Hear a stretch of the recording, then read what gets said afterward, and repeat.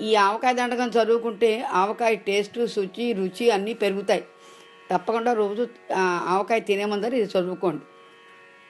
శ్రీ మహావిష్ణువు మదిలోన మెరసి ఉప్పు కారం ఆవ పొడులతో కలిసి లక్ష్మీనారాయణుల ఆశీస్సులందుకొని మానవులకు క్రొత్త టేస్టు చూపించగా శ్రీ శివుని దయ వల్ల నూనెను రప్పించి అన్ని కలిసి ఆవకాయనే పేరుతో ఇలలోన శాశ్వత కీర్తిని బడసి తెలుగువారి ఇంట ఇలవేల్పువై వెలసి తెలుగువారికి కీర్తి తెచ్చినావమ్మా.